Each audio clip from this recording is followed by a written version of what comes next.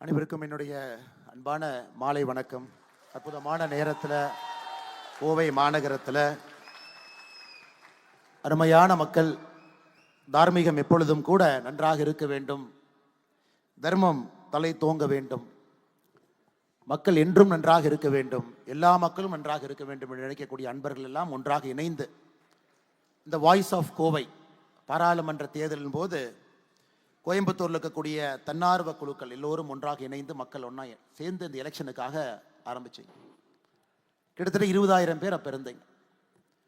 தேர்தல் முடிந்த பிறகு எல்லோருக்கும் நன்றி சொல்ல வேண்டும் என்று இந்த குழு விரும்பிய பொழுது அந்த கூட்டத்திற்கு நானும் வந்திருந்தேன். ஒரே ஒரு நன்றியை மட்டும் அவர்களுக்கு தெரிவித்துவிட்டு, இன்றிலிருந்து இந்த குழுவை நீங்கள் கலைத்துவிட்டு கோயம்புத்தூர் மக்களுடைய குரலாக நீங்கள் மாற வேண்டும். வாய்ஸ் ஆஃப் கோவை நீங்களே பேர் வச்சிருக்கீங்க எல்லோரும் இணைந்து. அது எந்த கட்சியாக இருந்தாலும் யாராக இருந்தாலும் கூட நம்ம ஆனந்த் ரங்கநாதன் அவர்கள் பேசியது போல, நல்லது செய்யும் பொழுது நல்லது என்று சொல்லுங்கள், கெட்டது செய்யும் பொழுது கெட்டது என்று சொல்லுங்கள்.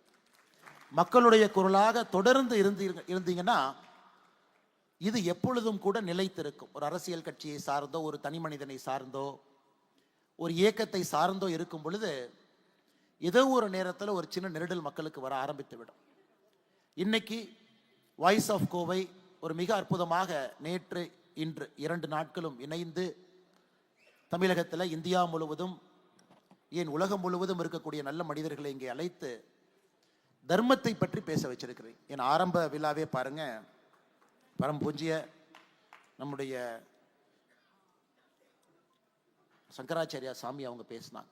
ஆரம்பமே பொறுமையை பற்றி கிட்டத்தட்ட ஒரு 15-20 நிமிடம் வீடியோ கான்ஃபரன்ஸில் பேசினாங்க. அதன் பிறகு வந்திருக்கக்கூடிய ஒரு பேச்சாளர்களும் கூட மிக முக்கியமாக எதற்கு இந்தியாவில் இந்த நேரத்தில் இதை நாம் பேச வேண்டும், அதுவும் தமிழகத்தில் குறிப்பாக எதற்காக இதை பேச வேண்டும், அரசியலமைப்பு சட்டத்திலிருந்து இந்து கோவில்கள் வரை தொடாத ஒரு இடமே கிடையாதுங்க. 2 நாட்கள் முழுமையாக என்னை கிட்டத்தட்ட முடிகிற இந்த தருவாயில் இருக்கிறோம். எனக்கு முன்பு ஆனந்த் ரங்கநாதன் அவர்கள் பேசும்பொழுது நான் யோசிச்சு, ஐயோ கொஞ்சம் லேட்டாக வந்திருக்கணுமோ அப்படின்னு. நம்ம வந்த பிறகுதான் கொஞ்சம் சூடு பிடிச்சிட்டாரு. பாரதிய ஜனதா கட்சி செய்திருக்கக்கூடிய தவறுகளை கூட அவருடைய பார்வையில் சொல்ல ஆரம்பிச்சிருக்கிறார். ஆனால் நம்ம கொஞ்சம் லேட்டாக வந்திருக்கணுமோன்னு யோசிச்சு. ஒரு விதத்தில் ஆனந்த் ரங்கநாதன் அவர்களுக்கு முழு உரிமை இருக்கிறது, இங்கே இருக்கக்கூடிய எல்லோருக்கும் உரிமை இருக்கு. உங்களுடைய பார்வையில் ஒரு விஷயத்தை யார் தவறாக செய்தாலும் கூட முன்னெடுத்து வைக்க வேண்டியது உங்களுடைய கடமை, எடுத்து வைங்க. காரணம், அரசியல் கட்சிகளும் கூட மக்களுடைய குரலாகத்தான் எப்பொழுதும் இருக்கும். மக்கள் என்ன நினைக்கிறாங்களோ அதை அரசியல் கட்சி ஃபாலோ பண்ணும்.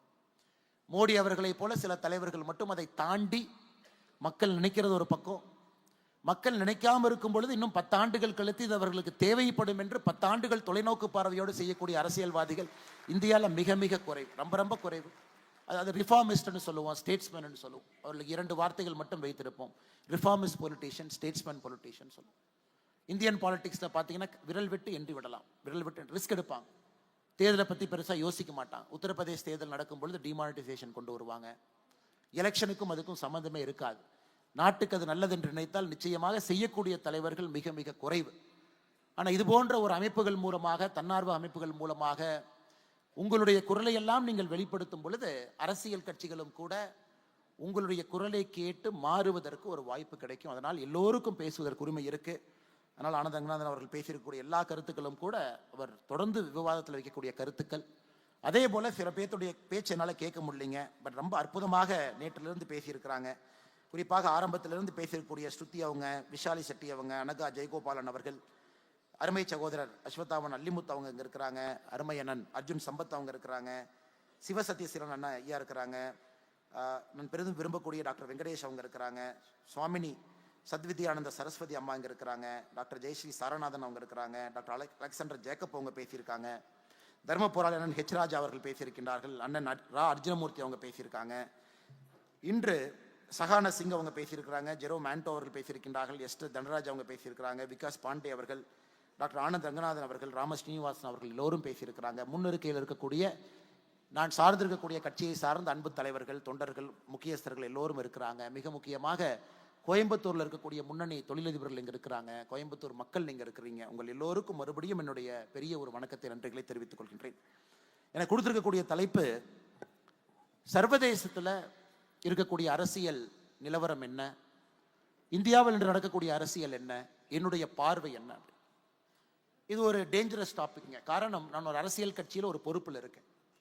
அதுவும் ஒரு மிக முக்கியமான பொறுப்பில் இருக்கேன். அரசியல் கட்சியினுடைய சித்தாந்தத்தை, கோட்பாடுகளை முழுமையாக ஏற்றுக்கொண்டு இந்த கட்சியில் ஒரு தொண்டனாக இருக்கின்றேன். அப்படி இருக்கும் பொழுது எனக்கு இந்த பொது மேடையில் என்னுடைய தனிப்பார்வையில் எப்படி இருக்கும், எப்படி இருக்குது, எப்படி இருக்க வேண்டும் நீங்க நினைக்கிறீங்க அப்படிங்கிற ஒரு தலைப்பு கொடுத்திருக்காங்க. இன்னைக்கு உலகத்தினுடைய அரசியல் பார்வை நமக்கு மிக மிக முக்கியமானது. காரணம், நம்ம எங்கே இருந்தாலும் கூட உலகத்தில் நடக்கக்கூடிய ஏதோ ஒரு விஷயம் நம்மிடம் ஒரு தாக்கத்தை ஏற்படுத்தும். குறிப்பாக அமெரிக்கா எலெக்ஷனை பாரு, ட்ரம்ப் ஜெயிச்சிருக்காங்க. 312 எலக்ட்ரல் காலேஜ் ஓட்டு வாங்கி ஜெயிச்சிருக்காங்க. கடந்த ஒரு 10 நாட்களாக அவருடைய சோஷியல் ட்ரூத் சோஷியல் அப்படிங்கிற சமூக வலைதளத்தில் ட்ரம்ப் அவங்க நிறைய விஷயங்கள் பேசுறாங்க. நேற்று சொல்லியிருக்காங்க, ஜனவரி 25ஆம் தேதி பதவியேற்ற உடனே இந்தியா உட்பட பிரிக்ஸ் நாடுகளிலிருந்து வரக்கூடிய பொருட்களுக்கெல்லாம் நான் வரி விதிக்க போறேன், பிரிக்ஸ் கண்ட்ரியோட பொருட்களுக்கு வரி விதிக்க போறேன் நேற்று முந்தா சொல்லியிருக்காங்க. கனடா உட்பட எல்லா நாடுக்கும் வரி விதிக்க போறேன், யூகே உட்பட வரி விதிக்க போறேன். இதெல்லாம் ஒரு பக்கம். இன்னொரு பக்கம் பார்த்தீங்கன்னா, அரசு இயந்திரத்தையே நான் குறைக்க போறேன். எத்தனை பேர் அமெரிக்கன் கவர்மெண்ட்ல வேலை பார்க்குறாங்க, டவுன் சைஸ் பண்ண போறோம். இது ஒரு பக்கம். முதல் நாள் இல்லீகல் இமிகிரன்ஸ் எல்லாரையும் அமெரிக்காவிலிருந்து வெளியேற்ற போறோம். கிட்டத்தட்ட பார்த்தீங்கன்னா 12 மில்லியன், 1,20,00,000 பேர் இல்லீகல் மைக்ரேஷன் அமெரிக்காவில் இல்லீகல் இமிகிரன்ஸாக இருக்கிறாங்க. 12 மில்லியன், 1.2 crore முதல் நாள் அத்தனை பேர் அனுப்ப போறேன். இது அரசியல் ஒரு பக்கம். இன்னொரு பக்கம் அரசியல், இங்கிலாந்தில் சமீபத்தில் லேபர் பார்ட்டி ஜெயிச்சு அவங்க வந்து அரசியல் உட்கார்ந்துருக்காங்க. அவர்கள் வந்த பிறகு குறிப்பாக நம்ம இந்தியாவிலிருந்து செல்லக்கூடிய எத்தனையோ பேர் இன்னைக்கு இங்கிலாந்துக்கு போறாங்க. ஒரு வருஷத்துக்கு 3 லட்சம் பேர் போறாங்க, படிக்கிறதுக்கு உட்பட, வேலை பாய்ப்பதற்கு உட்பட, அங்கே சென்று பெர்மனண்டா இருக்கலாங்கிற வேற வேற கோணத்தில். அவர்களுடைய விசா ப்ராசஸ்ல இருந்து எல்லாம் ஒரு விஷயம் அங்கே பாதிப்பு இருக்கு. அதே மாதிரி கடந்த 2 ஆண்டுகளாக இந்தியாவிலிருந்து வெளியே படிக்கக்கூடிய மாணவர்கள், அமெரிக்காவில் நம்ம தான் நம்பர் 1ங்க, சைனா ஓவர்டேக் பண்ணிட்டோம். இன்னைக்கு சைனா நம்பர் 2 கண்ட்ரி. இந்தியாவிலிருந்து அதிகப்படியான ஸ்டூடெண்ட்ஸ் இன்னைக்கு அமெரிக்கா போறாங்க. we are number 1 country in US students போறது. யூகேல கடந்த 3 வருஷமா நாம தான் நம்பர் 1. அதிகமான மாணவர்கள், வெளிநாட்டு மாணவர்கள் யுனைடெட் கிங்டம்ல படிக்கிறாங்கன்னா India is number 1. Again China overtake பண்ணி 3 வருஷம் ஆகுது. Australia we are number 1. உலகத்தில் இருக்கக்கூடிய பெரும் நாடுகளில் எங்க பார்த்தாலும் இன்னைக்கு இந்திய மாணவர்கள் எங்க வேணாலும் பாரு. யுனைடெட் கிங்டம் மாதிரி ஒரு சின்ன நாட்டில் 8 மில்லியன் 80 மில்லியன் 8 கோடி பேர் இருக்காங்க. ஒரு வருஷத்துக்கு 3 லட்சம் மாணவர்கள் உள்ள போறாங்கன்னா யோசிச்சு பாருங்க. ஒரு காஃபி கடைக்கு போங்க, அங்க நம்முடைய மாணவர் ஒருத்தர் இருக்கார், பார்ட் டைம் வேலை பார்க்கிறார். ஒரு ஷூ கடைக்கு போங்க, நம்முடைய பார்ட்னர், நம்முடைய பார்ட் டைம் மாணவர் ஒருத்தர் வேலை பார்க்கிறார். நீங்க நம்ப மாட்டீங்க, ஒரு போன வாரம் ஒரு ஜூக்கு போயிருந்தேன். ஜூல பெண்குயினுக்கு ஒரு ஃபிஷ் கொடுத்துக்கிட்டு இருந்தார் ஒரு தம்பி, இந்தியன் தம்பி. நான் கூப்பிட்டு கேட்டேன், என்ன பண்ணீங்கன்னா, பார்ட் டைம் ஒர்க், நான் காலேஜில் படிச்சுட்டு இருக்கேன், பெண்குயினுக்கு ஃபீடு பண்ணுறது ஒரு பார்ட் டைம் ஒர்க்கு இங்கே இருக்கேன். ஜூல பெண்குயினில் ஃபீடு பண்ணுறதுல ஆரம்பித்து எல்லா இடத்திலும் கூட நம்முடைய மாணவர்கள் படிக்கும் பொழுது ஒரு பார்ட் டைம் வேலை அலோவ் பண்ணுறாங்க. அமெரிக்காவில் நடக்குது, இங்கிலாந்து நடக்குது. ஸோ இது இந்தியாவுக்கு மிக மிக புதிது. இத்தனை காலமாக லட்சக்கணக்கான நம்முடைய மாணவர்கள் ஒரு வளர்ந்த நாடுல நம்முடைய அம்பாசிடர்ஸாக, நம்முடைய தூதுவர்களாக, நம்முடைய கலாச்சார தூதுவர்களாக, இந்தியா நாடுன்னு என்னன்னே தெரியாதுங்க. ஒரு வெள்ளைக்காரங்க நம்முடைய மாணவர்களை பார்க்கும் பொழுது, ஓ இப்படித்தான் இந்திய நாடு இருக்குமா அப்படிங்கிற ஒரு எண்ணத்தை ஏற்படுத்தக்கூடிய மிக முக்கியமான பணியில நம்முடைய மாணவர்கள் இருக்கிறாங்க. எந்த அளவுக்கு நம்ம கவனம் கொடுக்கிறோம், அந்த அரசியல்ல ஒரு பெரிய தாக்கத்தை ஏற்படுத்துறாங்க. யுனைடெட் கிங்டம் உட்பட அமெரிக்காவில் எத்தனையோ உள்ளாட்சி தேர்தலில் தமிழகத்தை சார்ந்தவர்கள் வெற்றி பெறாங்க. டெபுட்டி மேயரா உள்ளாட்சி பிரதிநிதிகளை வெற்றி பெறாங்க. இது உலகம் முழுவதும் எல்லா இடத்துலையும் நடக்குது. ஏன், போன ஆண்டு record year 2023, highest number of Indians, rich Indians வேறொரு நாட்டில் குடியுரிமை வாங்கி செட்டில் ஆயிருக்கிறாங்க. 2 பக்கம் நடக்குது. வெளிநாட்டுக்காரங்க இந்தியாவுக்கு வர்றாங்க, வேலை பார்க்குறவங்க, அங்கே தங்கி இருந்தவங்க. இந்தியாவிலிருந்து எத்தனையோ பேர் இன்னொரு நாட்டில் சிட்டிசன்ஷிப் எடுக்கிறாங்க. இந்த சர்வதேச ஒரு அரசியல்ல, சர்வதேச சூழல்ல இன்னைக்கு 2024 நாம் பார்த்து கொண்டிருக்கின்றோம். எப்படி நடக்குது? ட்ரம்ப் அவர்கள் செய்யக்கூடிய ஒரு சின்ன ஒரு டாரிஃப் ரேட் போடுறாரு, நமக்கு எப்படி பாதிக்கும்? கோயம்புத்தூர் இருக்கக்கூடிய எஸ்எம்இக்கு அது எப்படி பாதிக்கும்? சென்னையில் இருக்கக்கூடிய எஸ்எம்இக்கு எப்படி பாதிக்கும்? இன்னைக்கு மேலை நாடுகள் எல்லோரும் கலாச்சாரத்தை முன்னிறுத்தி அரசியல் செஞ்சுட்டு இருக்காங்க. ட்ரம்ப் பொறுத்த வரைக்கும் அமெரிக்கா ஃபர்ஸ்ட் அப்படின்னு ஆரம்பிச்சிட்டார். அமெரிக்காவுக்கு தான் அமெரிக்காவில் முதல் உரிமை, வேறு யாருக்கும் கிடையாது. அதனால அமெரிக்கா பார்த்தீங்கன்னா அமெரிக்கா ஃபர்ஸ்ட்னே சொல்ல மாட்டாங்க. இமிகிரன்ஸ் வச்சு வளர்ந்த ஒரு நாடு. இன்னைக்கு ட்ரம்ப் ஒரு ஸ்ட்ராங் நேஷனலிஸ்ட் பாலிடிக்ஸ் கொண்டு வந்திருக்காங்க. ஜெர்மனியில் நடக்குது, இத்தாலியில் நடக்குது, உலகத்தினுடைய பெரிய நாடுகள் எல்லாம் இன்னைக்கு ஒரு இன்வர்ட் லுக்கிங்க, அந்த நாடு நன்றாக இருக்க வேண்டும், முதல் உரிமை எங்க மக்களுக்கு அப்படிங்கிற ஒரு அரசியலை கையில் எடுக்க ஆரம்பிச்சிருக்கிறாங்க. இதுவும் நமக்கு எப்படிப்பட்ட தாக்கத்தை ஏற்படுத்தும்? இது ஒரு சூழல். இரண்டாவது, இந்தியாவை பொறுத்தவரை நடக்கக்கூடிய அரசியல் ஒரு combination of politics. Anand Ranganathan அவங்க சொன்னாங்க, பாலிடிக்ஸ் ஆஃப் பெர்ஃபார்மன்ஸ். மோடி அவர்கள் உதாரணம். வேலை செய்யறாரு, ஹரியானாவில் ஜெயிக்கிறாங்க, வேலை செய்யறாரு, மகாராஷ்டிராவில் ஜெயிக்கிறாங்க, வேலை செய்யறாரு, தொடர்ந்து ஜெயிச்சுக்கிட்டே இருக்காரு. இது ஜனநாயகத்தில் நாம் இத்தனை வெற்றியை பெற்ற ஒரு தலைவரை நாம் பார்த்தது கிடையாது. ஏன்னா மக்களுக்கே ஒரு லெவலுக்கு மேல போர் அடிக்கும். தொடர்ந்து 2வது முறை, 3வது முறை, 4வது முறை, குஜராத் மாதிரி 5 முறை இந்த மாதிரிலாம் ஜெயிக்கிறதுலாம் வாய்ப்பே கிடையாது. அதுவும் ஜனநாயகத்தில் தொடர்ந்து பாலிடிக்ஸ் ஆஃப் பெர்ஃபார்மன்ஸ்ல ஜெயிக்க முடியும்னு காட்டக்கூடிய தலைவர் ஒரு பக்கம், அது ஒரு அரசியல் நடக்குது. இன்னொரு பக்கம் பாலிடிக்ஸ் ஆஃப் அப்பீஸ்மெண்ட், அப்பீஸ் பண்ணி ஜெயிக்க முடியும் அப்படின்னு காட்டக்கூடிய கட்சிகள் ஒரு பக்கம். பாலிடிக்ஸ் ஆஃப் நெப்போட்டிசம், குடும்ப அரசியலை வைத்துக் கொண்டு நாங்களும் ஜெயிப்போம் அப்படின்னு காட்டக்கூடிய அரசியல் ஒரு பக்கம். பாலிடிக்ஸ் ஆஃப் அண்டர் பெர்ஃபார்மன்ஸ், வேலையே செய்யாம எலெக்ஷன் அப்ப பணம் கொடுத்து ஜெயிக்க முடியும் காட்டக்கூடிய அரசியல் ஒரு பக்கம். இந்த 4ம் கூட நம் கண் முன்னாடி இருக்கக்கூடிய அரசியல். ஒருத்தவங்க ஜெயிக்கிறாங்க, நம்ம மேடையிலிருந்து கிரிட்டிசைஸ் பண்ணா கூட ஒரு கட்சி, ஒரு ஆட்சி, இந்த 4ல் ஏதோ ஒரு துருப்புச்சீட்டை கையில் எடுக்கிறாங்க, அதை மக்கள் மன்றத்தில் வைக்கிறாங்க, அதை சரியான ஒரு கேம்பெயினிங் ஸ்ட்ராட்டஜியை கொண்டு போறாங்க, ஜெயிக்கிறாங்க.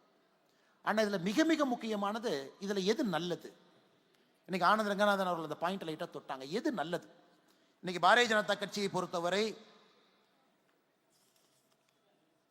2020ஆம் ஆண்டு அக்டோபர் மாதத்திலிருந்து அசாம் மாநிலத்தில் 37 லட்சம் தாய்மார்களுக்கு மாசத்துக்கு 830 ரூபா நம்முடைய பிஜேபி கவர்மெண்ட் கொடுக்குறாங்க. 2020 அக்டோபர்ல இருந்து for 37 lakh women and sisters 830 rupees per month.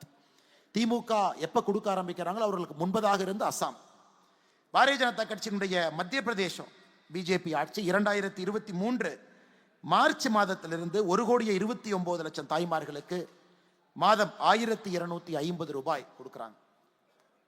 2024 March மாதத்திலிருந்து சத்தீஸ்கர் பாரதிய ஜனதா கட்சியினுடைய ஆட்சி 70 லட்சம் தாய்மார்களுக்கு மாதம் 1000 ரூபாய் கொடுக்கிறாங்க. 2024 ஜூலை மாதம் முதல் மகாராஷ்டிரா மாநிலத்தில் 1,70 லட்சம் தாய்மார்களுக்கு பாரதிய ஜனதா கட்சியினுடைய ஆட்சி 1,500 ரூபாய் மாதம் கொடுக்கிறாங்க.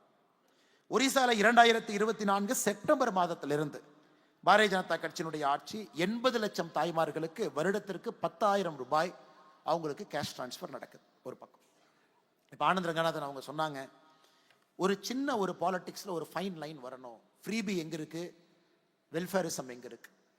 ஃப்ரீபியில் ஆரம்பிச்சு வெல்ஃபேரிசத்தில் முடியுதா, இல்ல வெல்ஃபேரிசத்தில் ஆரம்பிச்சு அது ஃப்ரீபியை நோக்கி போகுதா அப்படிங்கிற ஒரு கேள்வி கேட்டாங்க. இன்னைக்கு மோடி அவர்கள் 2014 இந்த இரண்டையும் சரிவர செய்யக்கூடிய ஒரு மனிதராக மாறி இருக்கின்றார். இரண்டையும் நாங்க லெப்டிஸ்ட் கவர்மெண்ட் ஒரு பேர் கொடுப்பாங்க. இவங்க லெப்டிஸ்ட், இவங்க வந்தாங்கன்னாவே மக்களுக்கு எல்லாம் சலுகைகள் மட்டும்தான் கிடைக்கும். இது ரைட்டிஸ்ட் கவர்மெண்ட், இவங்க வந்தாங்கன்னா மக்களை கசக்கி பிழுங்கி வருமான வரியெல்லாம் ஏத்தி நான் ரோடு போடுறேன், பாலம் கட்டணும். ரைட்டிஸ்ட் கவர்மெண்ட் சொல்லுவாங்க. இலவசம் என்பது ஃப்ரீபின்னு இருக்காது, வெல்ஃபேர் எக்கனாமிக்ஸ் இருக்காது. ஆனா இன்னைக்கு மோடி அவர்களுடைய ஆட்சி 10 ஆண்டு காலம் யாராச்சும் உன்னிப்பா பார்த்தீங்கன்னா அவரே நம்பர் கொடுத்தார். 40 கோடி மகளிருக்கு மேல வங்கி கணக்கு. ஒரு வங்கி கணக்கில் 1,500 ரூபாய் கொரோனா காலகட்டத்தில். 80 கோடி மக்களுக்கு இன்னைக்கு 5 கிலோ அரிசி, 1 கிலோ பருப்பு ஒரு மாசமும். 5 லட்சம் ரூபாய் மருத்துவ காப்பீடு லட்சக்கணக்கான கோடிக்கணக்கான நம்முடைய மக்களுக்கு. 18 கோடிக்கு மேற்பட்ட விவசாய பெருமக்களுக்கு வருஷத்துக்கு 18,000 ரூபாய். இதெல்லாம் ஒரு பக்கம் பார்க்கும் பொழுது மோடிஜி அவர்களை பொறுத்தவரை 2 விஷயத்துல தெளிவா இருக்காங்க. ஒரு பக்கம் உள்கட்டமைப்பு வசதிகள் நடந்துகிட்டே இருக்கணும். 48 லட்சம் கோடி ரூபாய் நம்ம வாங்குற பட்ஜெட்ல அது போயிட்டே இருக்கணும். இன்னொரு பக்கம் கேஷ் இன்ஃபியூஷன் நடக்கணும். ஏன்னா சிஸ்டம் அந்த அளவுக்கு எஃபிஷியன்ட் கிடையாது. நாம் சில பேருக்கு சில நேரத்தில் கை தாங்கலாக நிற்க வேண்டிய அவசியம் ஒரு அரசுக்கு இருக்கு, அதை செய்யறோம். அதுவும் மிக முக்கியமாக மோடி அவர்களை பொறுத்தவரை இது ஏதோ ஒரு இலவசமாக அள்ளி தெளித்து விட்டு அதன் மூலமாக இது வாக்காக மாறும் என்று சொல்வதை விட இந்த கேஷ் டிரான்ஸ்பர் என்பது கன்சிஸ்டன்டாக ஒரு பாரதிய ஜனதா கட்சியினுடைய ஆட்சியும் நாம பார்க்கிறோம். எல்லா தரப்பட்ட மக்களுக்கும் எல்லா விதமான சலுகைகளும் வர வேண்டும் என்று நினைக்கக்கூடிய ஒரு அரசியல். இது ஆனந்த் ரங்கநாதன் அவர்கள் இதை ஃப்ரீபி என்று சொன்னால் சொல்வதற்கு முழு உரிமை அவருக்கு இருக்கு. இன்னொரு பார்வையில் அது வெல்ஃபேர் எக்கனாமிக்ஸ் சொன்னாலும் சொல்வதற்கு ஒரு உரிமை இருக்கு. இன்னைக்கு அரசியல் கட்சிகள் பார்த்தீங்கன்னா எக்ஸாக்டா அந்த மிடில் கோர்ட்ல நிற்கிறோம், சென்டர் கோர்ட்ல நின்று பார்த்து கொண்டிருக்கின்றோம். எதை எப்படி கொண்டு வரணும், எப்படி டிசைன் பண்ணணும். எல்லாம் இலவசமாக செல்லும் பொழுது என்ன ஆகும்? இல்லை இலவசமாக ஒன்றுமே இல்லை, வெல்ஃபேர் எக்கனாமிக்ஸே கிடையாது, ஒன்லி இன்ஃப்ராஸ்ட்ரக்சர் டெவலப்மெண்ட் என்று சொல்லும் பொழுது என்ன ஆகும்? இந்த காலகட்டத்தில் இன்னைக்கு இந்திய அரசியல் இருக்கு. இதை ராகுல் காந்தி அவர்கள் போன்றவர்கள் அடுத்த கட்டம் எடுத்துட்டு போக பார்க்குறாங்க. அதாவது அனைத்தும் இலவசமாக கொடுக்க முயற்சி பண்றோம், நாட்டில் எந்த விதமான வளர்ச்சி இல்லை என்றாலும் கூட அதை பற்றி நீங்கள் கண்டுக்காதீங்க. 60 லட்சம் கோடி எம்எஸ்பி எல்லா விவசாய பொருளுக்கும் கொண்டு வந்த 60 லட்சம் கோடி. ஆனால் இன்னைக்கு விவசாய பொருள் 23 பொருளுக்கு எம்எஸ்பி இருக்கு. அதே கிட்டத்தட்ட 15 to 18 லட்சம் கோடி ரூபாய் இருக்கு. எதற்காக இதை பேசுறோம் அப்படின்னாங்க, ஒரு அரசியல் மேடையில் நம்ம இதெல்லாம் பேச முடியாது. அரசியல் மேடை, திமுகவுடைய மேடை எப்படி இருக்கும்னா, ஸ்டாலின் அவங்க இருக்கிறாங்கன்னா ஒரு பேப்பர் கையில் இருக்கும். மத்திய அரசு திட்டியா 1, வடக்கு தெற்கு சொல்லிட்டியா 2, ஹிந்தி திருப்பி பேசிட்டியா 3, எல்ஐசியில் யாரோ ஒருத்தர் ஹிந்தியில் லெட்டர் எழுதுனா போட்டுட்டியா 4, நாமளே அனுமதி கொடுத்துட்டு கையெழுத்து போட்டுட்டு நாமளே இல்லைன்னு சொல்லலாமா 5. இது ஒரு டிபிக்கல் ஃபார்முலா பேஸ்ட் பாலிடிக்ஸ். அடுத்தது இந்த பக்கம் இவங்களை சரி பண்றதுக்கு இதெல்லாம் செஞ்சிட்டுனா இவனை திட்டு அவனை திட்டு. இது ஒரு விதமான அரசியல். ஆனா இது போன்ற ஒரு மேடைகள்ல அறிவுபூர்வமான மக்கள் அமர்ந்து, அரசியல் கட்சியை சாராதவர்கள் நிறைய பேர் இருக்கும் பொழுது நாம் பேசுற கருத்துக்கள் தான் அரசியல் கட்சியினுடைய மேனிஃபெஸ்டோவாக சில காலத்துல மாற ஆரம்பிக்கும். அதற்குத்தான் நான் வரும்போது சுதர்ஷன் அவர்களை நடுவில் உட்கார வச்சாங்க. ஏன்னா அவரே உட்கார வைக்கல, சுதர்ஷன் என்கின்ற மனிதர் உட்கார வைக்கலைங்க. வாய்ஸ் ஆஃப் கோவை நடத்தக்கூடிய இந்த விழாவில் உங்கள் பிம்பமாக இருக்கக்கூடிய ஒருவரை இந்த நிகழ்வுல உட்கார வைக்கணும். காரணம், இது முக்கியமான ஒரு நிகழ்வு. அரசியல் கட்சியெல்லாம் தாண்டி சாதாரணமாக வாழக்கூடிய, எனக்கும் அரசியலுக்கும் சம்பந்தம் இல்லை என்று நினைக்கக்கூடிய உங்களை போன்ற சோ கால்டு மிடில் கிளாஸ் அப்படிங்கிற ஒரு வார்த்தையை போடுவாங்க. சோ கால்டு மிடில் கிளாஸ் அப்படின்னு. ஏன்னா மிடில் கிளாஸ் மக்களை பொறுத்தவரை பெருசா யோசிக்க மாட்டாங்க, குடும்பத்தை பத்தி யோசிப்பாங்க, அவர்களுக்கு மாத வருமான செலவு பத்தி யோசிப்பாங்க, வேற எதுவும் யோசிப்பதற்கு அவர்களுக்கு நேரமே இருக்காது. வேலை செய்யக்கூடியவர்கள் மிடில் கிளாஸ் என்பதற்காக சோ கால்டு மிடில் கிளாஸ் அப்படிமா. என்னைக்கு இந்த மிடில் கிளாஸ் மக்கள் அதை நாம் உடைக்க போகின்றோம் அப்படின்னு நினைக்கிறோமோ அன்னைக்கு தாங்க அரசியல் மாறும். நாம நினைக்கணும், என்னை நடக்கக்கூடிய அரசியல் எப்படி இருக்கு. 48 லட்சம் கோடி ரூபாய் பட்ஜெட் எப்படி போடுறாங்க, தமிழ்நாட்டில் 3 லட்சம் கோடி ரூபாய் பட்ஜெட் திமுக அரசு எப்படி போடுறாங்க, அந்த பட்ஜெட்ல எந்தெந்த பணம் எங்க போகுது, தமிழ்நாட்டில் உள்கட்டமைப்பு இருக்கா, அதே நேரத்தில் வெல்ஃபேர் எக்கனாமிக்ஸ் மகளிருக்கு, பெண்களுக்கு, குழந்தைகளுக்கு தேவையானது நடக்குதா, அதே நேரத்தில் ஆரம்ப கல்வி சிறப்பா இருக்கா, அதே நேரத்தில் சுத்தமான சுகாதாரம் இருக்கக்கூடிய ஒரு நல்ல ஒரு மருத்துவ வசதி நமக்கு கிடைக்குதா. இதெல்லாம் நாம் பேசக்கூடிய கேள்விகளா இருக்கணும். ஆனால் இன்னைக்கு தமிழ்நாடு அரசியல் பார்த்தீங்கன்னா இது எதுவுமே கிடையாது. இந்த 3 மாத காலம் நான் வெளியே படிக்க சென்றிருந்த பொழுது பார்த்தீங்கன்னா, ஒரு சக்சஸ்ஃபுல் ஆக்டர் பாலிடிக்ஸ் வந்துட்டாரு, ஒரு failed actor deputy chief minister ஆயிட்டார். இன்னைக்கு வந்தீங்கன்னா பத்திரிகை நண்பர்கள் கேட்கிற முதல் கேள்வியும் சினிமாவை சுற்றி தான் இருக்கு. முதல் கேள்வி சென்னை விமான நிலையத்தில், முதல் கேள்வி நம்முடைய கோயம்புத்தூர் விமான நிலையத்தில் நம்முடைய அன்பு பத்திரிகை நண்பர்கள் கேட்கக்கூடிய கேள்வி, இவங்க அரசியல் எப்படி பார்க்குறீங்க, அவங்க எலிவேஷன் எப்படி பார்க்குறீங்க.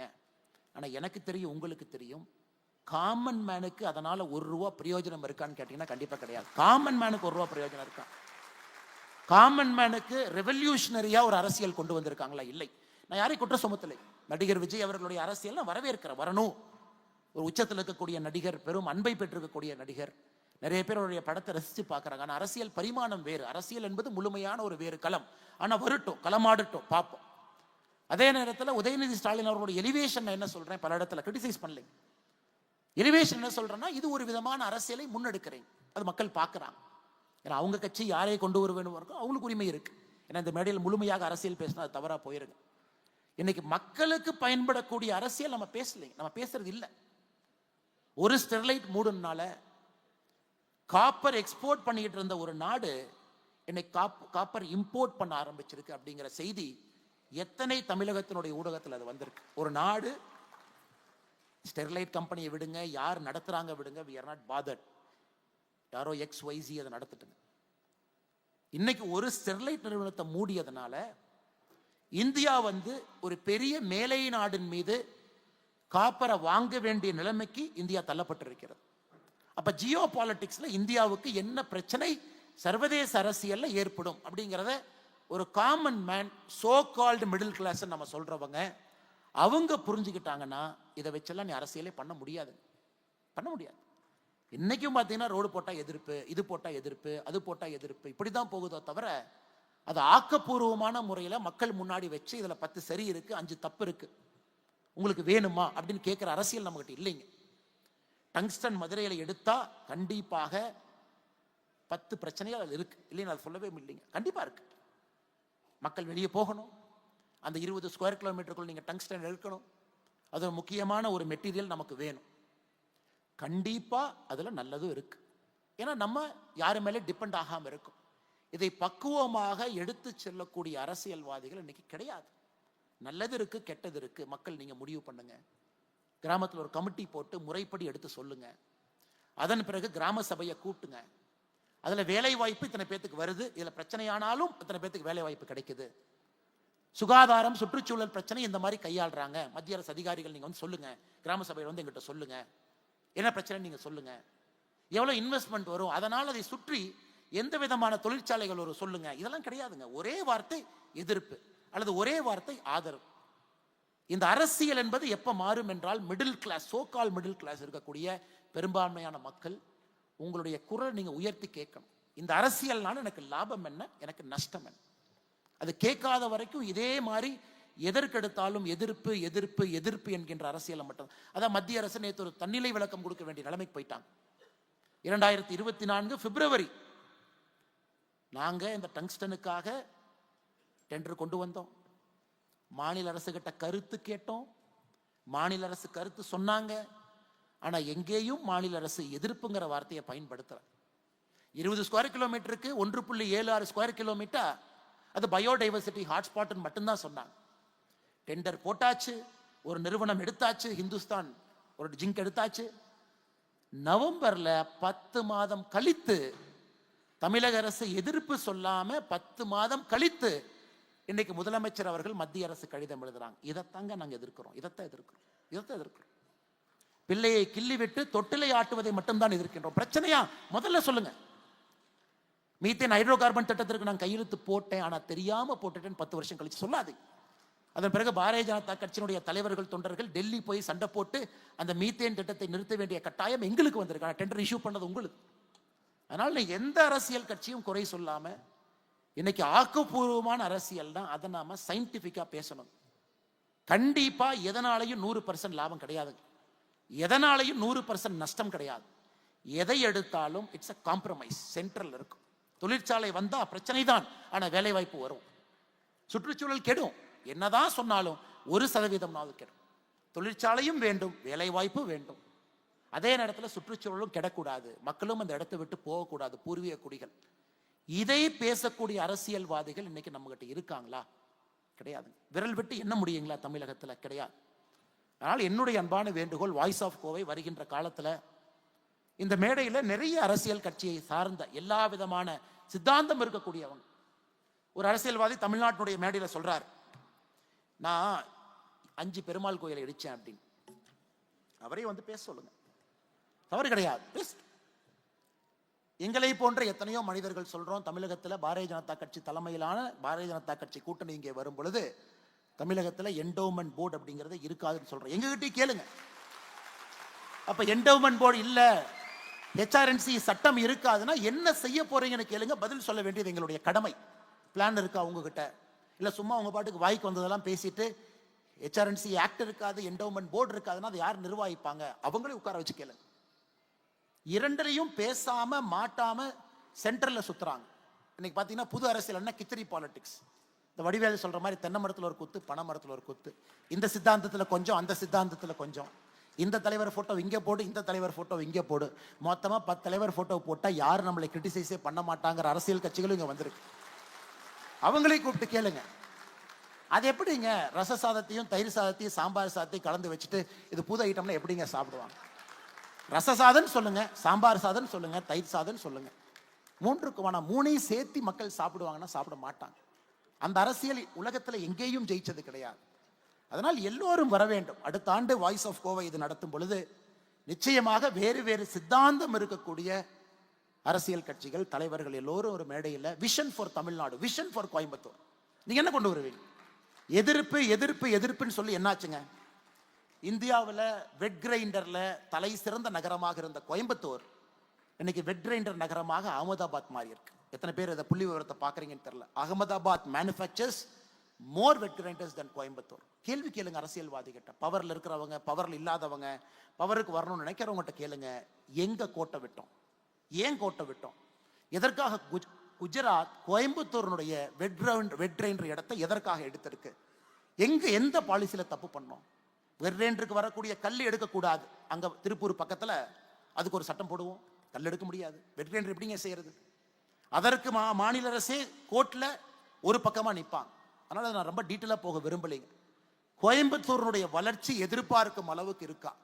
நிச்சயமா கிடையாது, நிச்சயமா கிடையாது.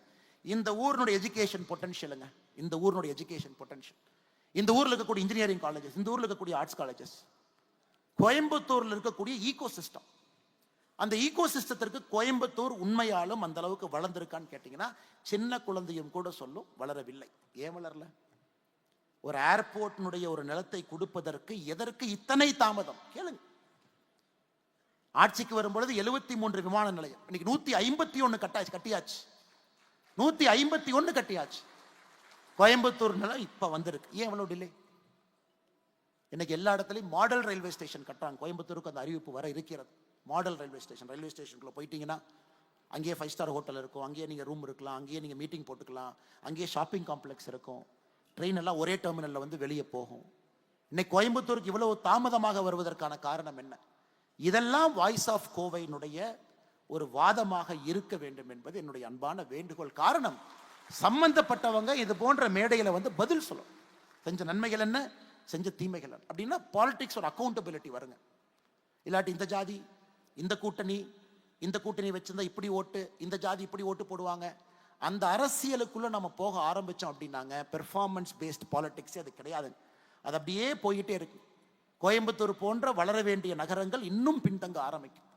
அதனால் வருகின்ற காலத்தில் நிச்சயமாக நீங்கள் இதை செய்ய வேண்டும் என்கின்ற அன்பான வேண்டுகோளை இந்த நேரத்தில் உங்கள் முன்னால் வைப்பது என்னுடைய கடமையாக கருதுகின்றேன். சமீபத்தில்ங்க நானும் ஒரு பல்கலைக்கழகத்துக்கு சென்று படிச்சுட்டு வந்தேன். நிறைய பேர் கேட்டாங்க, படிக்கிறதுக்கு போகணுமா, அரசியல்வாதியாக இருந்து படிக்க போகணுமா? எல்லாரும் படிச்சாங்களா?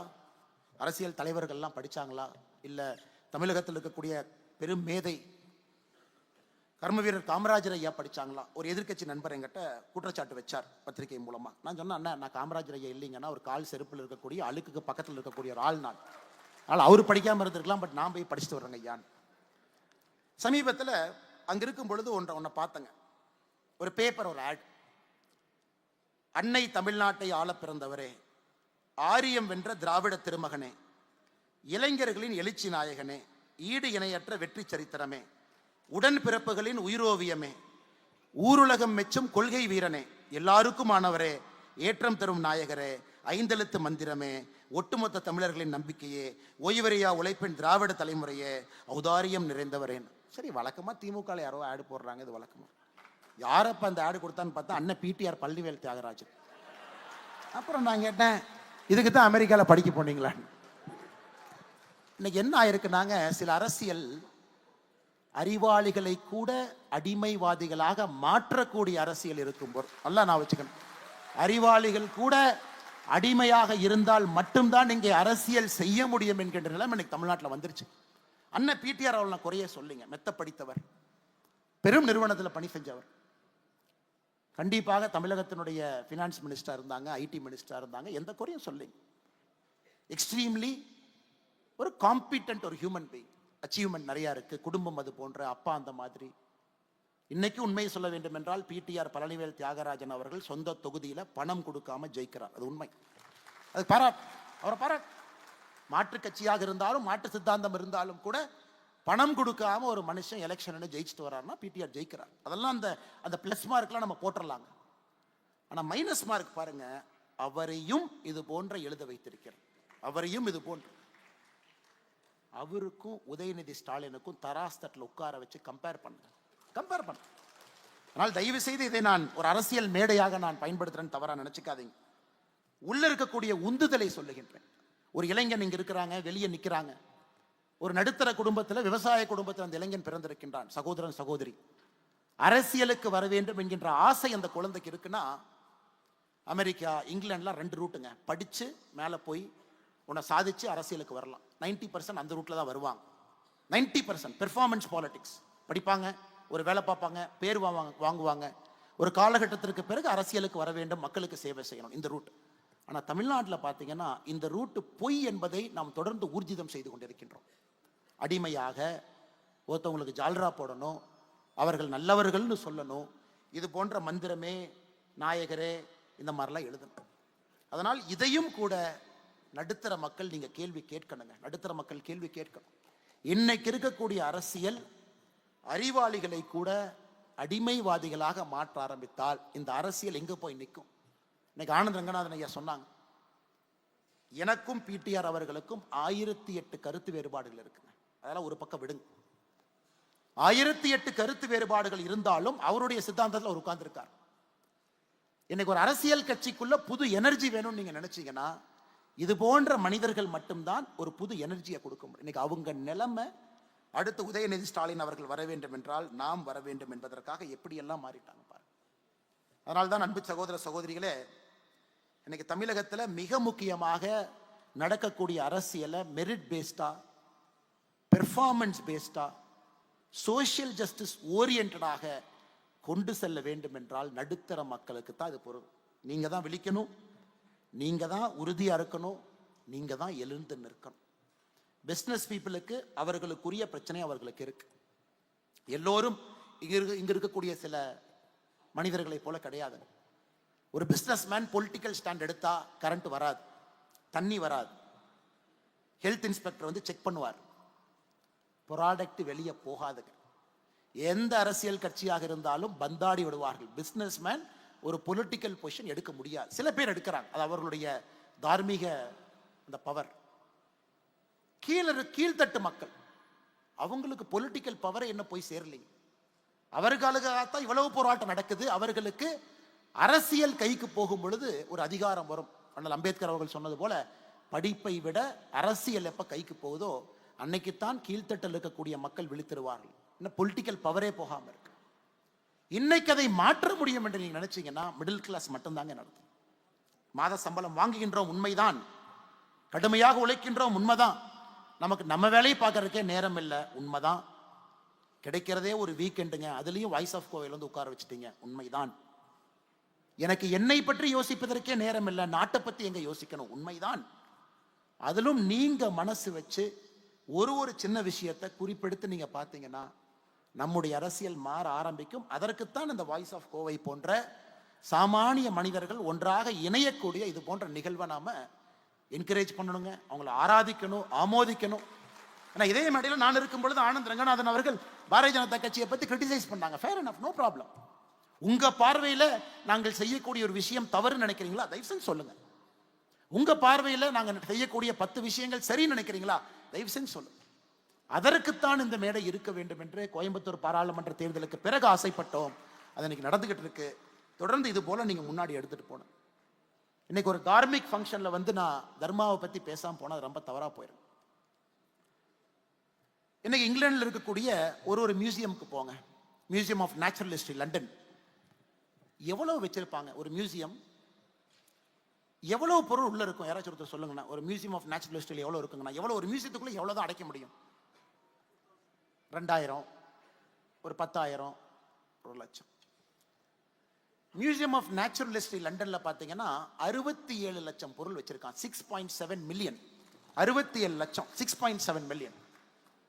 அது பாத்தீங்கன்னா டைனோசரனுடைய போன்ல இருந்து ஆரம்பிச்சு பூமிக்குள்ள முதல்ல வந்த மெட்ராய்ட்ல இருந்து இந்தியாவிலிருந்து கடத்தப்பட்ட பொருள் இருந்து எல்லாம் சேர்த்துனீங்கன்னா 67 லட்சம், 6.7 மில்லியன். பெரிய பெரிய மியூசியம், அஸ்மோலியன் மியூசியம் ஆக்ஸ்போர்ட் 2 மில்லியன், 20 லட்சம். பிட்ஸ் ரிவர் மியூசியம் நாகால, நம்முடைய ஊர்ல இறந்து போன ஒருத்தருடைய மண்டை ஓட்டை அங்கே பார்க்கறதுக்காக டிஸ்பிளே பொருளா வச்சிருக்கிறாங்க. நாகா ட்ரைபினுடைய ஒரு மண்டை ஓடு. கேட்ட 200 வருஷத்துக்கு முன்னாடி நாங்கள் அங்கே எடுத்தோம் பாருங்க. ராபர்ட் கிளைவ் இந்தியாவையே சூறையாடினவர், ஏன் தாஜ்மஹாலை தனித்தனியாக பிரித்து இங்கிலாந்து எடுத்துட்டு போன ஐடியாவும் போட்டவர். அவருடைய பெயர்ல இருக்கக்கூடிய கிளைவ் மியூசியத்துக்கு போங்க, அங்க 46,000 பொருள் வச்சிருக்காரு. எதுக்காக இதை சொல்றாங்க? இன்னைக்கு நம்முடைய பாரம்பரியம் உலகம் முழுவதும் சிதறி கிடக்குதுங்க. சிதறி கிடக்குது. முன்னோர்கள்லாம் சிதறி கிடக்குறாங்க. அதையெல்லாம் போய் ஒரு சாதாரண மனிதனாக அங்க போய் நம்ம பார்த்தோம் அப்படின்னாங்க, நம்முடைய வயிறு பற்றி எரியும். எல்லாம் நம்முடைய முன்னோர்கள், நம்முடைய கலாச்சாரம், நம்முடைய பாரம்பரியம். நமக்கு தெரியாதுங்க நாம் எப்படி வாழ்ந்தோம் அப்படி. அந்த ஈஸ்ட் இந்தியா கம்பெனியும் அந்த பிரிட்டிஷ் சாம்ராஜ்ய மனிதர்களும் அந்த 200-300 வருஷத்துல மொத்தமா இதெல்லாம் டிராஃபி எடுத்துட்டு போயிட்டாங்க. நம்முடைய விநாயகர் சிலை சில வீட்டுல அலங்கார பொருளாக ரிசப்ஷன்ல இருக்கு. திருமங்கை ஆழ்வார் இப்போ இந்தியா கொண்டு திரும்ப வருதுங்க ஆஸ்மோலியத்துல இருந்து. அது என்னன்னே தெரியாம ஒரு கண்காணிப்பு கேஸ்ல போட்டு வச்சிருந்தாங்க. காஞ்சிபுரம் கோவில்ல இருந்து திருடப்பட்ட திருமங்கை ஆழ்வார். இன்னைக்கு மிக மிக முக்கியமான ஒரு விஷயம், நம்முடைய கலாச்சாரத்தை நாம் மீட்டெடுக்க வேண்டும் என்றால், ஒன்று நம்முடைய கலாச்சாரத்தை பத்தி நம்ம தெரிஞ்சுக்கணுங்க, நம்பர் 1. இரண்டாவது, உலகம் முழுவதும் இருக்கக்கூடிய நம்முடைய கலாச்சாரம் சார்ந்த வேர்களை திரும்ப கொண்டு வரணும். இன்னைக்கு பெருமையாக ஒரு பாரதிய ஜனதா கட்சியினுடைய தொண்டனாக நாம் எல்லோரும் சொல்ல முடியும், மோடி அவர்கள் அதை செய்து காட்டி கொண்டிருக்கின்றார்கள் என்று பெருமையா சொல்லலாம். நான் ஏதோ மோடி அவர்கள் கட்சியை சார்ந்தவன் அதனால் நான் வந்து சொல்றேன், உங்களுடைய கிளாப்ஸுக்காக சொல்றேன், அப்படி கிடையாதுங்க. 2014க்கு பிறகு கடந்த 10 ஆண்டுகள்ல பாரத பிரதமர் நரேந்திர மோடி அவர்கள் உலகம் முழுவதும் நம்முடைய கலாச்சார விழுமியங்கள் பொருட்கள் என்ன இருக்குதோங்க, 640 பொருட்களை நம்ம கொண்டு வந்திருக்கோம். 640. அமெரிக்கால இருந்து மட்டும் 578, ஆஸ்திரேலியால இருந்து 39, இங்கிலாந்துல இருந்து 12, இது போன்ற எல்லா நாட்டில இருந்து 640 தனித்தனி பொருட்களை கொண்டு வந்திருக்கோம். 2004 இருந்து 2013 வரை ஆட்சியில் இருந்தவர்கள் நம்முடைய நாட்டிற்கு திரும்பி கொண்டு வந்த கலாச்சார பொருள் 1. 1970 இருந்து 2004 வரை ஆட்சியில் இருந்தவர்கள் நாட்டிற்கு திரும்பி கொண்டு வந்தது 3. கணக்கு போட்டு பாருங்க. 1970 இருந்து 2014 வரை ஆட்சியில் இருந்தவர்கள் வெளிநாட்டில் இருக்கக்கூடிய நம்முடைய கலாச்சார விழுமியங்களை திரும்ப நாட்டுக்குள்ள கொண்டு வந்தது 4. 2014 இருந்து 24 வரை நாம் கொண்டு வந்திருக்கக்கூடிய பொருட்கள் 670. இதுதாங்க டிஃபரன்ஸ். ஆனா இன்னும் லட்சக்கணக்கான பொருட்கள் இருக்குது, இன்னும் லட்சக்கணக்கான பெயின்ஸ்டேக்கிங் ஒர்க். பிரிட்டன்ல இருந்து எதுவுமே நீங்க கொண்டு வர முடியாது. கேட்டா ஒரு சட்டம் வச்சிருக்கான், பிரிட்டிஷ் மியூசியம் ஆக்ட் 1963. ஒரு மியூசியத்துக்குள்ள ஒரு பொருள் இருந்தா மியூசியத்துக்கு தான் சொந்தம். அது திருடு போன பொருள் நீங்க ப்ரூவ் பண்ணாலும் திரும்ப கொடுக்க மாட்டோம். இந்தியாவிற்கு வந்திருக்கக்கூடிய அந்த 11ம் மோடி அவர்கள் தலையிட்டு பிரைம் மினிஸ்டர் தன்னுடைய பர்சனல் டிஸ்கிரிஷன்ல அந்த 11 பொருளும் கொடுத்திருக்காங்க. அமெரிக்காவுடைய முன்னாள் அதிபர் ஜோ பிடனும் பாரத பிரதமர் நரேந்திர மோடி அவர்களும் 2022 கல்ச்சரல் ப்ராப்பர்ட்டி அக்ரிமெண்ட் கையெழுத்து போட்ட பிறகு அமெரிக்காவிலிருந்து கிட்டத்தட்ட 640 இந்தியாவுக்குள்ள வர ஆரம்பிச்சிருக்கு. இன்னைக்கு இது போன்ற அமைப்புகளில் இளைஞர்கள் இங்க இருப்பீங்க. இதை வந்து ஒரு வேள்வியா நீங்க எடுத்துக்க. இளைஞர்கள் யாராச்சும் இருக்கீங்க, உங்களுக்கு இதுல ஆர்வம் இருக்குன்னா வேள்வி எடுத்து hunt for our artefacts. Belgium, France, Italy, Spain, America, இங்கிலாந்து எங்க இருந்தாலும் நீங்க ஒரு வேள்வியாக எடுத்து திரும்பி கொண்டு வர்றதுக்கு நீங்க நில்லுங்க முன்னாடி. இன்னைக்கு ஆஸ்மோலியன் மியூசியம், ஆக்ஸ்போர்ட் பல்கலைக்கழகம் ஒரு தனி மியூசியமே நடத்துறாங்க. ஆஸ்மோலியன் மியூசியம்ல நான் போய் பார்க்கும்போது ஒரு ஆக திருமங்கை ஆழ்வார் அற்புதமா அந்த சிலை இருந்துச்சு. என்கிட்ட சொன்னார் அந்த மியூசியமோட கியூரேட்டா, இதாங்க இந்தியாவுக்கு திரும்ப கொடுக்குறோம், ஒரு சின்ன ஒரு அக்ரிமெண்ட்டுக்காக பெண்டிங்ல இருக்கு. திருமங்கை ஆழ்வார் நான் சொன்னீங்க, எங்க காஞ்சிபுரத்து கோயிலுங்க அது. அதை வந்து இந்தியா பிரைடு ப்ராஜெக்ட் என்கின்ற அமைப்பு, அருமை சகோதரர் எஸ் விஜயகுமார்னு ஒருத்தர் இருக்கார். அந்த டீம் பார்த்தீங்கன்னா ஒரு பொருளாக கண்டுபிடிச்சு ஃபோட்டோ எடுத்து தமிழ்நாட்டில் இந்தியாவில் எஃப்ஐஆரை செக் பண்ணி எங்கே திருட்டு போச்சுங்கிற ப்ரூஃபை மேட்ச் பண்ணி இந்த கோயிலில் இருந்த ஃபோட்டோவும் அதுவும் ஒன்று அந்த ப்ராவினன்ஸ் எஸ்டாப்ளிஷ் பண்ணி கடுமையாக போராடி ஒரு பொருளை கண்டுபிடித்த பிறகு இந்திய அரசுக்கு தெரிவித்த பிறகு நாம் அதை வாங்கிட்டு வரோம் நாட்டில் இருந்து. இப்போ திருமங்கை ஆழ்வார் ஆஸ்மோலியன் மியூசியத்திலிருந்து இன்னும் ஒரு 2-3 மாதங்களில் தமிழ்நாட்டு காஞ்சிபுரத்துக்கு ஜம்முன்னு திருமங்கை ஆழ்வாருடைய வரவு எங்கே இருக்கும். அதனால் இதை நீங்க மறந்துடாதீங்க. நம்ம ஏதோ பெரிய விஷயங்களை பேசினாலும் கூட இங்க இருக்கக்கூடிய நம்முடைய இளைஞர்கள் இது ஒரு வேள்வியா நீங்க எடுத்துக்கணும். கலாச்சாரத்தை மீட்டு கொண்டு வருவது, இங்க இருக்கக்கூடிய கலாச்சாரத்தை பேணி காட்பது, இரண்டையும் நீங்க செஞ்சா மட்டும்தாங்க அடுத்த தலைமுறைக்கு நாம் நேற்றிலிருந்து பேசக்கூடிய சனாதன தர்மமாக இருக்கட்டும், நேற்றிலிருந்து பேசக்கூடிய நம்முடைய அந்த மண்ணினுடைய தன்மையாக இருக்கட்டும், அடுத்த தலைமுறை இன்னும் 1000 ஆண்டுகள் கழிச்சு இன்னொருத்தருக்கு தெரியணும்னாங்க நம்முடைய முன்னோர்கள் எப்படி வாழ்ந்தாங்க அப்படிங்கிறது நீங்க சொன்னா மட்டும்தான் அவர்களுக்கு தெரியும். இல்லை என்றால் நிச்சயமாக அவர்களுக்கு தெரிவதற்கு வாய்ப்பு இல்லை. அதனால் இதையும் செய்யணும். அரசும் செய்யுது. அரசுனால எல்லாத்தையும் செய்ய முடியாதுங்க. தனி மனிதர்களுடைய ஒத்துழைப்பு, தனி மனிதர்களுடைய ஈடுபாடு வேண்டும் கலாச்சார பொருட்களை திரும்பி கொண்டு வருவதற்கு. அதிலும் நிச்சயமாக நீங்கள் கவனம் செலுத்துவீர்கள் என்கின்ற முழு நம்பிக்கை. கடைசியா ஒரே ஒரு விஷயத்தை உங்கள் முன்னால் வைக்க வேண்டும் என்பது என்னுடைய அன்பான ஒரு வேண்டுகோள். ஆக்ஸ்போர்ட் பல்கலைக்கழகத்தில் முதல் நாளில் நடந்து போகும்பொழுது ஒருத்தர் டூர் கைடு வந்தார். அவர் எங்கள் 11 பேர்த்துக்கு இதாங்க ஆக்ஸ்போர்ட் பல்கலைக்கழகம், உலகத்திலேயே ரொம்ப பழமையான பல்கலைக்கழகம் இதாங்க அப்படின்னார். நான் கேட்டேன் எத்தனை வருஷம்னு கேட்டேங்க. 900 வருஷம் அப்படின்னாரு. 1000 வருஷம் இருக்கலாம், ஆனால் 900 வருஷம் எங்ககிட்ட ப்ரூஃப் இருக்கு அப்படின்னாரு.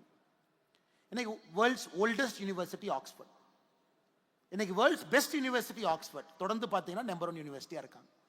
ஆக்ஸ்போர்ட், கேம்பிரிட்ஜ், ஸ்டான்ஃபோர்ட், ஹார்வர்ட் இவங்கெல்லாம் இருக்கிறாங்க. எல்லா படைப்புகள் அங்கே தான், விஞ்ஞானம் அவங்க தான். அவங்க சொல்கிறது தான் தப்பு சரி. நம்ம போடுற கோவிட் வேக்சின் ஆக்ஸ்போர்ட்லேருந்து செஞ்சு வர்றாங்க. ஆக்ஸ்போர்டில் செஞ்சுட்டாங்க சரி, நம்ம எல்லாரும் அந்த ஊசி போட்டிருக்கோம். இன்னைக்கு மேலை நாட்டில் இருக்கக்கூடிய அறிவு களஞ்சியங்கள், பொக்கிஷங்கள் பல்கலைக்கழகங்களாக மாறி ஆரம்பித்திருக்குதுங்க. இந்தியாவில் இன்னைக்கு முதலாக நம்ம யோசிக்க ஆரம்பிக்கிறோம், நம்முடைய பல்கலைக்கழகங்களும் வேர்ல்டு கிளாஸாக வரணும். குவெஸ்ட் வேர்ல்டு யூனிவர்சிட்டி ரேங்கிங் 400ல் 11 தான் இன்னைக்கு இந்தியா இருக்குதுங்க. ஒன்லி 11. மோடி வருவதற்கு முன்பு அது 2, இன்னைக்கு அது 11. ஆனால் ஒரு மனிதன் ஒரு சக்கரத்தை இழுக்க முடியாது. ஒரு மோடி என்கின்ற மனிதன் ஒரு கப்பலை திருப்ப முடியாது. ஒரு மோடி என்கின்ற மனிதன் சக்கரத்தை ஓட்ட முடியாது. ஆனால் அமெரிக்கா, இங்கிலாந்து இந்த பல்கலைக்கழகங்கள் இன்னைக்கு அடிப்படையில் நாம எப்படி வாழ்றோம் அப்படிங்கிறத அவங்க தீர்மானிக்கிறாங்க. நம்ம பயன்படுத்தக்கூடிய சைக்கிள், நாம சாப்பிடக்கூடிய உணவுப் பொருள், டெஸ்டிங் அங்கே தாங்க நடக்குது. கேன்சருக்கு மருந்து அங்கிருந்து தான் வருது. கோவிடுக்கு மருந்து அங்கிருந்து தான் வருது. அவங்க சொன்னாங்க நான் கம்யூனிகபிள் டிசீஸ் அடுத்த 25 ஆண்டுகள். அவங்க சொல்றது தான் பிபி ஒரு காலத்தில் 120/80 சரினாங்க, இன்னைக்கு 130/70 சரிங்கிறாங்க. கேட்டால் ஆக்ஸ்போர்டில் சொல்லிட்டாங்க, கேம்பிரிட்ஜ் சொல்லிட்டாங்க. அதனால் இன்னைக்கு இங்கே இருக்கக்கூடிய நாம் எல்லோரும் ஒரு சபதம் எடுக்கணும். We will build a country of knowledge அப்படிங்கிறதா நம்முடைய சபதமாக இருக்கணுங்க. அறிவு சார்ந்த ஒரு நாட்டை நாம் கட்டமைக்க வேண்டும். அறிவு சார்ந்த நாடு, அறிவு சார்ந்த நாடு. நாம் செய்யக்கூடிய வேலையில் அறிவு சார்ந்த ஒரு பொருளாக இருக்கணும். இதுவும் மிடில் கிளாஸ் தாங்க செய்ய முடியும். நாம் செய்யக்கூடிய வேலையில் பெரிய தொழிலதிபர்கள் முன்னறிக்கையில் இருக்காங்க. அவங்ககிட்ட வேலை பார்த்தா கூட பேட்டன்ட் ஃபைலிங்க்கு நானும் இருக்கணும். நம்ம குழந்தை படித்தா கூட நல்ல ப்ராஜெக்ட் ரிப்போர்ட் எழுதுப்பா, பேருக்கு ஏதோ ஒரு ப்ராஜெக்ட் ரிப்போர்ட் எழுதி மார்க்காக கொடுக்காத சொல்லணும் நம்ம வீட்டில். அதனால் அடுத்த 25 ஆண்டுகள் இந்த விக்ஷித் பாரத் 2047 அது நடக்க வேண்டும் என்றால் அறிவு சார்ந்த ஒரு சமுதாயத்தை கட்டமைத்தால் மட்டும்தான் அது நடக்கும் என்பதை இங்க இருக்கக்கூடிய நாம் எல்லோரும் புரிந்து கொள்ள வேண்டும். ஜப்பான் எடுத்துக்கங்க, 1995ல் $5 ட்ரில்லியன் அமெரிக்காவை நெருக்கிட்டாங்க. இன்னைக்கு ஜப்பான் $4 ட்ரில்லியன். உலகத்தில் பார்த்துருக்கீங்களா? ஒரு மேலை நாடு 1995லிருந்து 2024 29 வருஷத்துல $1 ட்ரில்லியன் இழந்திருக்கு ஜிடிபியில். 5 ட்ரில்லியன் to 4 ட்ரில்லியன் சரிஞ்சிட்டாங்க. Argentina developed country to developing country சரிஞ்சிட்டாங்க. காரணம் இந்த நாடுகள் அடுத்த தலைமுறை அறிவை நோக்கி போலிங். நமக்கு சினிமா இருக்கட்டும், இருந்தாலும் குழந்தைங்கிட்ட புத்தகத்தை படிப்பதற்கு சொல்லிக் கொடுங்க. நெட்ஃபிளிக்ஸ் இருக்கு, அமேசான் இருக்கு, லட்சக்கணக்கான ஆயிரக்கணக்கான சீரியல் இருந்தாலும் வாரம் உங்க குழந்தை ஒரு புத்தகமாச்சு படிக்கிறாரா? பரிச்சை வைங்க. அல்லது நீங்க புத்தக கடைக்கு நீங்க கூட்டிட்டு போறீங்களா? சொல்லுங்க. அமேசான்ல டிஸ்கவுண்ட் சேல்ல பொருள் மட்டும் வாங்குறோமா, இல்ல புத்தகத்தையும் வாங்கி கொடுக்கறோமா? அது அப்பா அம்மாவாக மிடில் கிளாஸ் ஆக நீங்க முன்னாடி நில்லுங்க. அதையெல்லாம் தாண்டி அறிவு சார்ந்த நிகழ்வுகள் கோயம்புத்தூர்ல, சென்னையில, தமிழகத்துல எங்க நடந்தாலும் கூட குடும்பமாக ஒரு அறிவு சார்ந்த நிகழ்ச்சியில போய் இருக்கிறோமா பண்ணுங்க. இதே கொடிசியால என்னுடைய நெருங்கிய நண்பர் அருமை சகோதரர் விஜய் ஆண்டனி அவர்கள் வரும் பொழுது அரங்கமே வலிஞ்சு நின்னாங்க. நான் விஜய் ஆண்டனி அவர்களுக்கு ஒரு மெசேஜ் போட்டேன். பிரதர், வெரி குட் ரெஸ்பான்ஸ் இன் கோயம்புத்தூர். நம்ம மக்கள் பாருங்க எத்தனை பேர் வந்திருக்காங்க. ஒரு அறிவு சார்ந்த நிகழ்வுக்கும் அத்தனை பேர் வர வேண்டும் என்பது என்னுடைய அன்பான ஒரு ஆசை. அறிவு சார்ந்த நிகழ்வு, சயின்ஸ் பத்தி, டெக்னாலஜியை பத்தி, ஜியோ பாலிட்டிக்ஸை பத்தி பேசுறாங்க நகருக்கு நம்ம போகணும்.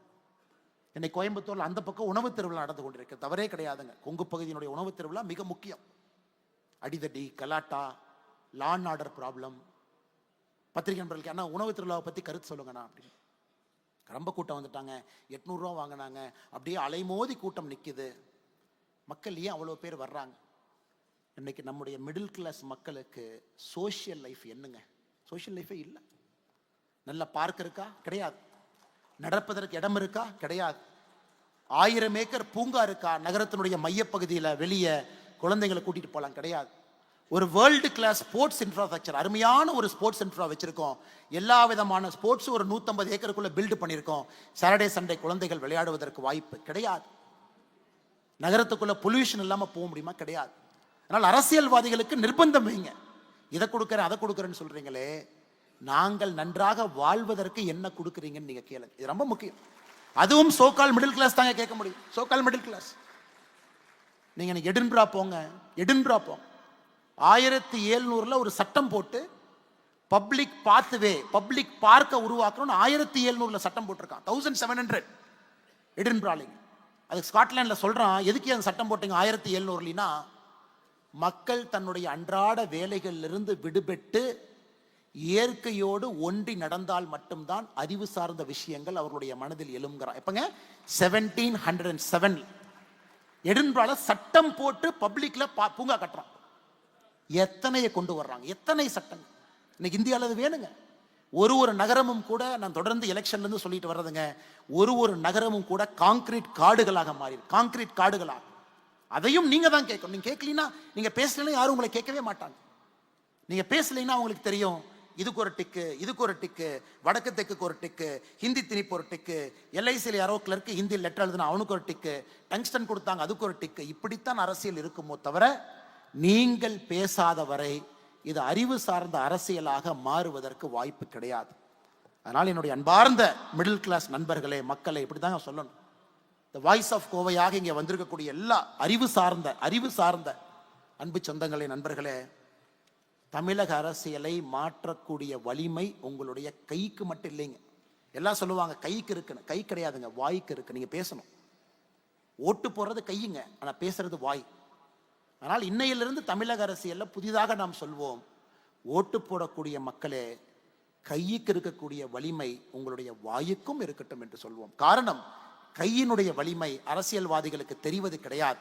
ஓட்டு போட்ட பிறகு தெரியும். ஆனா நீங்க பேச ஆரம்பிக்கணும். அதற்கு இது போன்ற ஒரு ஃபோரம், இது போன்ற அமைப்புகள், இது போன்ற ஒரு நல்ல ஒரு மக்கள் கூடியிருக்கக்கூடிய சந்தர்ப்பத்தில் வேறு வேறு கருத்துக்கள் பேசக்கூடிய மக்கள் மேடையின் மீது வந்து பேசுங்க, கிரிட்டிசைஸ் பண்ணுங்க, தைரியமா பேசுங்க, நல்லது சொல்லுங்க, கெட்டது சொல்லுங்க, கோவைக்கான விஷன் சொல்லுங்க, இந்தியாவுக்கான விஷன் சொல்லுங்க, என்ன வேண்டும் என்று சொல்லுங்கள். நிச்சயமாக அது நடக்கும். காரணம், அரசியல்வாதிகள் தான் ஸ்மார்ட்டஸ்ட் பொலிட்டிக்கல் அனிமல். காட்டில் வந்து யானை ஷார்ப்பு கிடையாதுங்க, அரசியல்வாதி தான் ஷார்ப்பு. ஏன்னா மக்கள் என்ன யோசிக்கிறாங்கன்னு பார்த்தோன்னே கண்டுபிடிச்சிருவாங்க. ஆனால் நம்ம யோசிக்கணும், அதை வெளியே காட்டணும். காட்ட ஆரம்பிச்சிங்கன்னா மிடில் கிளாஸை நோக்கி அரசியல் வர ஆரம்பிக்கும், உங்களுடைய ஏற்றத்திற்காக வர ஆரம்பிக்கும். நாம வந்து வயசானதுக்கு அப்புறம் பணக்காரங்களாகி பிரச்சனை இல்லைங்க. சைனா பாருங்க, they have become rich but they have become older. இன்னைக்கு இந்தியாவில் எவ்வளவு பெரியவங்க, 60 வயசுக்கு மேல எவ்வளவு பெரியவங்க இருக்கிறாங்க. அந்த பெரியவர்களுக்காக ஒரு சமுதாயத்தை உருவாக்கி இருக்கிறோமா? கிடையாது.